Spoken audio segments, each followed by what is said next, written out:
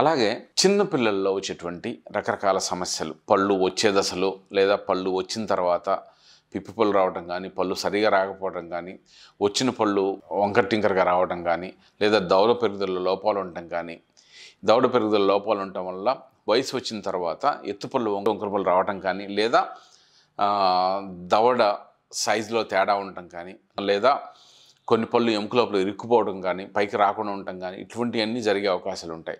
ఇటువంటి వాటిని ముందే గుర్తించి దవడ పెరుగుదల లోపాలున్నా, లేదా పళ్ళ సైజులో దవడ సైజుల్లో తేడాలున్నా, లేదా ఫ్యూచర్లో వచ్చేటువంటి ఎత్తుపళ్ళు వంకర పళ్ళని ముందే ఊహించి గుర్తించి దాన్ని ప్రివెంట్ చేయడానికి ఈ నిపుణులకి ఈ ప్రత్యేక విభాగంలో నైపుణ్యం కలిగి ఉంటారు వీళ్ళు. దీన్ని పీడియోడాంటియా ప్రివెంటివ్ డెంటిస్ట్రీ అంటారు దీంట్లో ఎండిఎస్ చేసిన వాళ్ళు ముఖ్యంగా చిన్నపిల్లల్ని హ్యాండిల్ చేయటం, అంటే చిన్నపిల్లల్ని మామూలుగా అందరూ ట్రీట్మెంట్ చేయడం కుదరదు.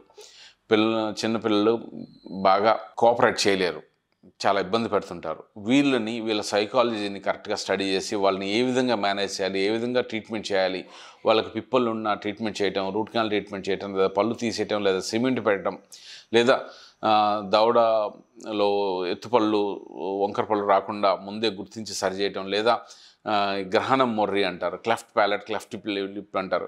ఇటువంటి వాటి ఉన్న వాళ్ళకి ముందే వాటికి ఆపరేషన్ చేసి చిన్న వయసులోనే పుట్టిన వెంటనే వాళ్ళకి ఆపరేషన్ చేయాల్సి ఉంటుంది. రకరకాల స్టేజ్ల్లో ఆపరేషన్ చేయాల్సి ఉంటుంది.